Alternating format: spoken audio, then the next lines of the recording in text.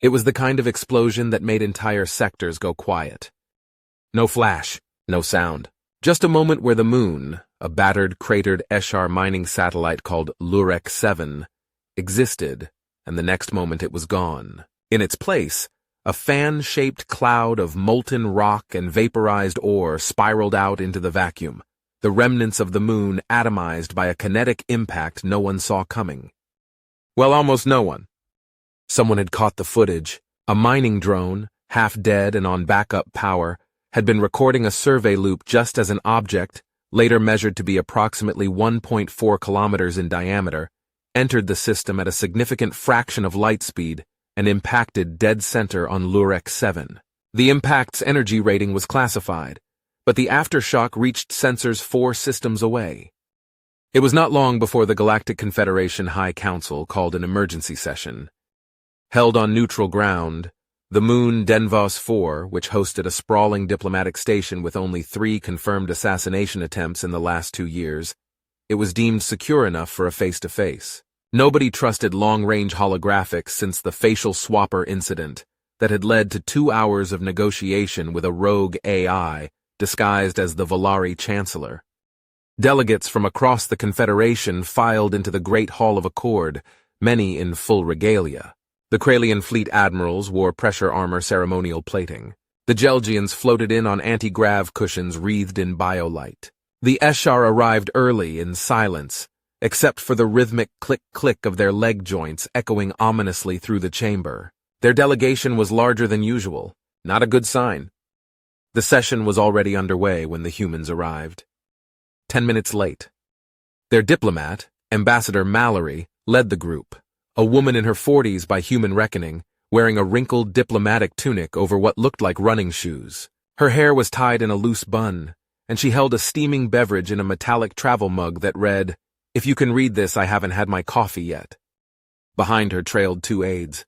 One was chewing gum. Mallory slid into her assigned seat with all the grace of someone showing up for a PTA meeting. She leaned into the mic. "So, we heard someone lost a moon. Super awkward." Across the chamber, the Eshar ambassador rose so quickly his translator panel pinged with a cautionary tone. His mandibles flared, his voice sizzled through the speakers like a power short. "This is an act of war. A war crime.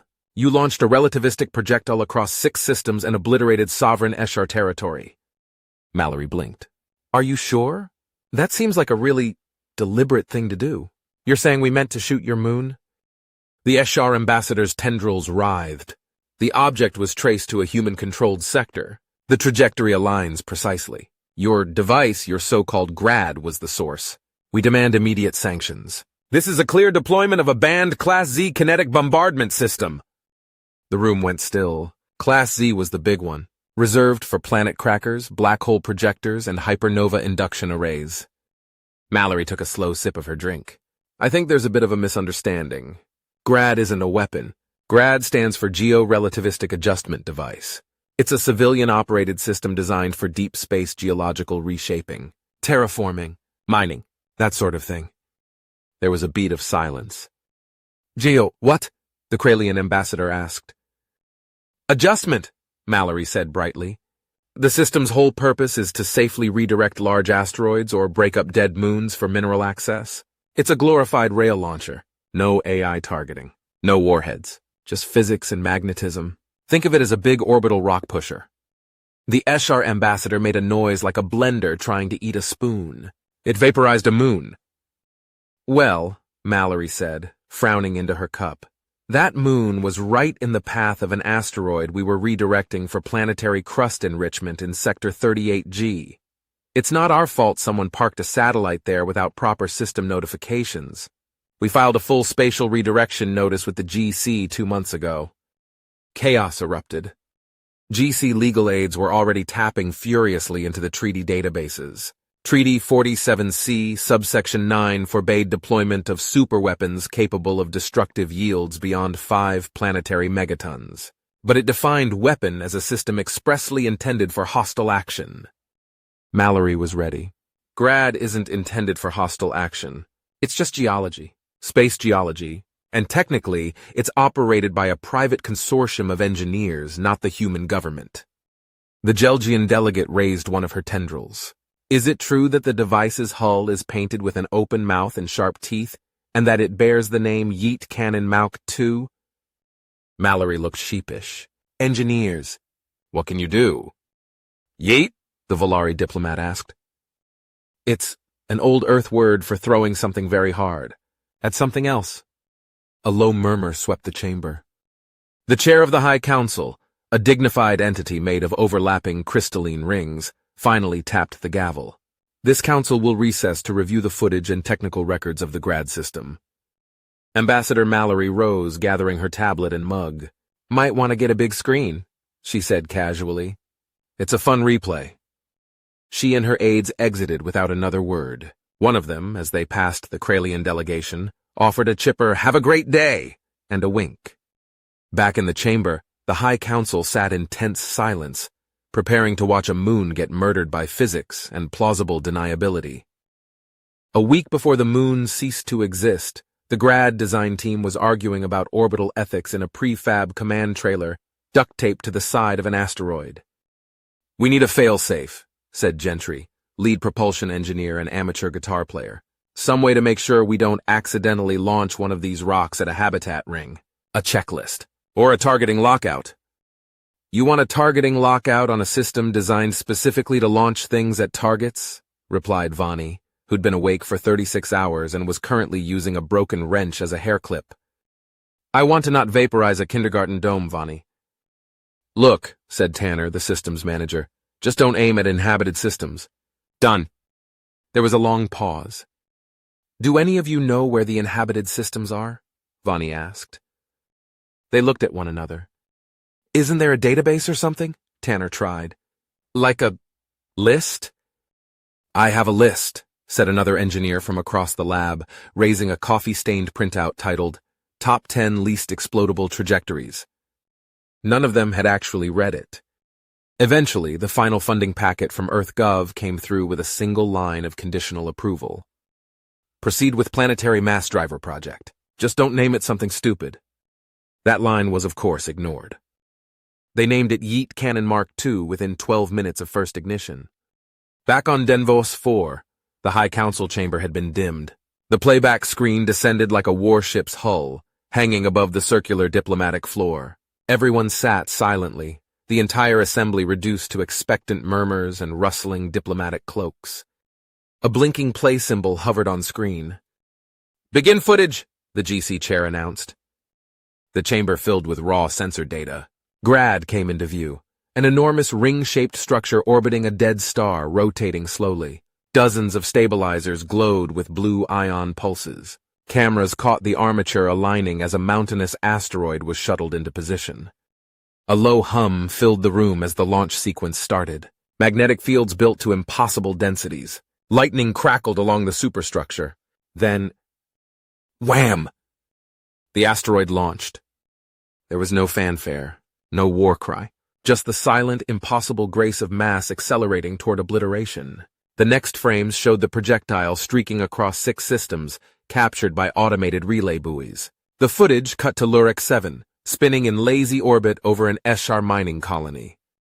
1 second, moon. Next second, not moon.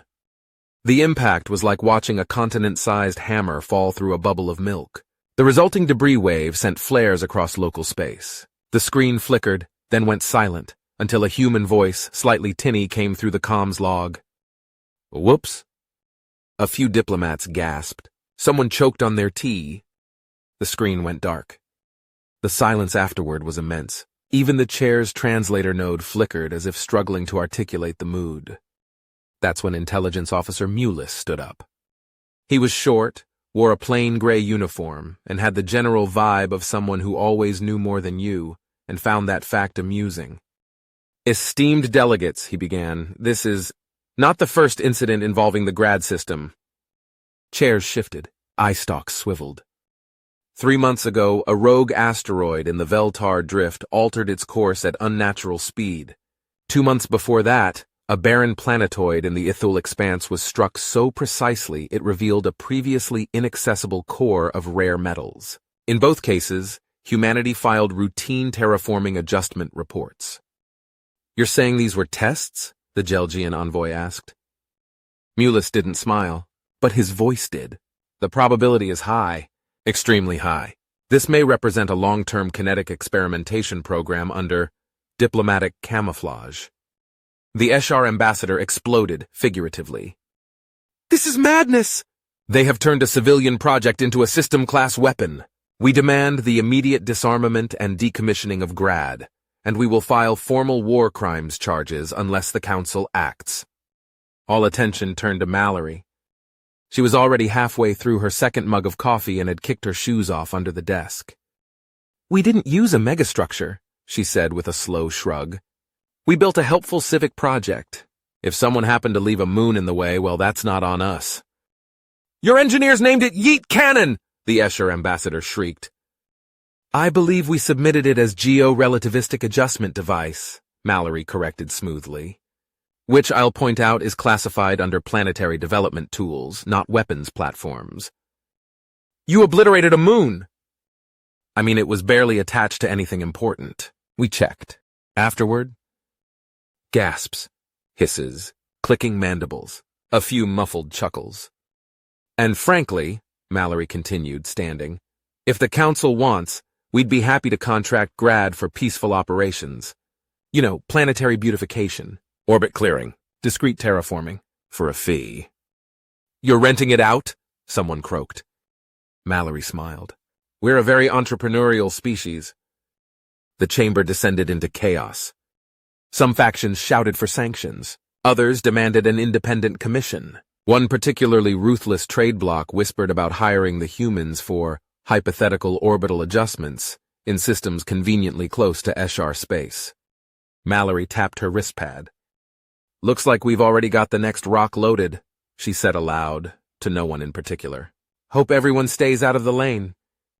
She turned and strolled out, shoes still off, humming what sounded suspiciously like Flight of the Valkyries.